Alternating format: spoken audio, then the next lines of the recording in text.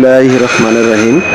আজকে সকালবেলা বিজয় সরণি ক্রসিংয়ে মাইক্রো এবং মোটরসাইকেলের মধ্যে মুখোমুখি সংঘর্ষ হয়। ঘটনাস্থলে তাৎক্ষণিক আমরা উপস্থিত ছিলাম। মাইক্রো এবং মোটরসাইকেল দুইজনের মধ্যে মুখোমুখি সংঘর্ষ হয়। মাইক্রো সামনের পার্ট, সামনের হেডলাইটের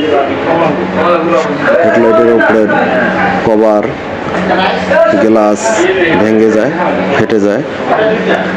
মাইক্রোটা হলো ঢাকা মেট্রো 19 সিরিয়ালের 1426।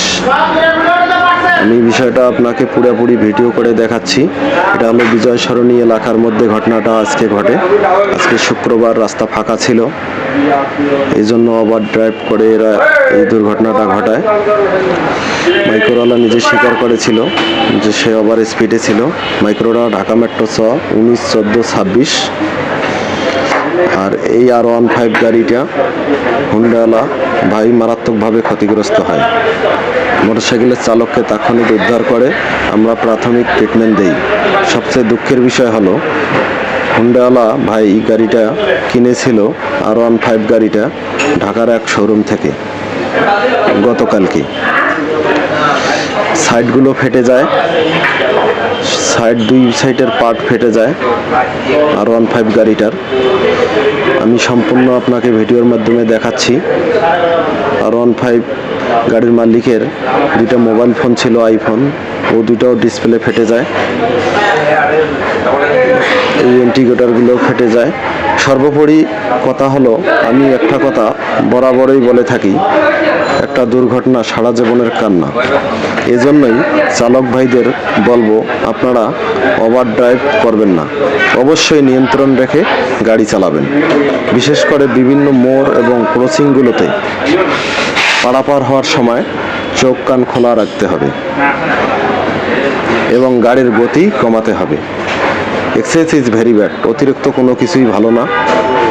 তারপরও আমরা মানুষ, আমরা এখন দুই পক্ষের মধ্যে মীমাংসা করে দেওয়ার চেষ্টা করছি, যেহেতু ক্ষতি হয়েই গেছে।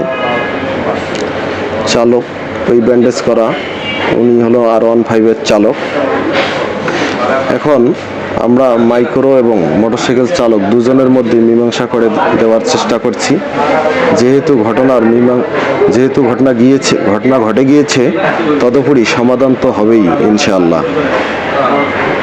মোটরসাইকেল চালক ভাইয়ের হাত ব্যান্ডেজ করা আছে, 4 আঙ্গুলেই তার ফেটে গেছে, রক্ত ঝরছিল। আমরা হাসপাতালে নিয়ে প্রাথমিক ট্রিটমেন্ট দিয়েছি। হুন্ডা চালক ভাই একটু উত্তেজিত ভাব আছে, আমরা এটা সমাধান করতেছি। যাই হোক, একটা কথা আমি এটাই বারবারই বলি যে আপনারা সকলেই নিয়ন্ত্রণ নিয়ে গাড়ি চালাবেন। অতিরিক্ত গতি কোনোভাবেই কাম্য না। ইনি হলো মাইক্রোর চালক। মজনু স্যার বিষয়টা নিয়ন্ত্রণ করার চেষ্টা করতেছে, দুইজনের উত্তেজিত ভাব। যাই হোক, চালক ভাই তার কোম্পানির মালিকের সাথে কথা বলতেছে, যেহেতু একটা দুর্ঘটনা ঘটে গিয়েছে। আপনাকে সম্পূর্ণ ভিডিওটা আমি এখানে দেখালাম। মীমাংসা আমরা করে দেওয়ার চেষ্টা করছি। মীমাংসা হলে আমরা এদেরকে ছেড়ে দেব, এরা চলে যাবে। সবাই দোয়া করবেন, ভালো থাকবেন, পাশে থাকবেন।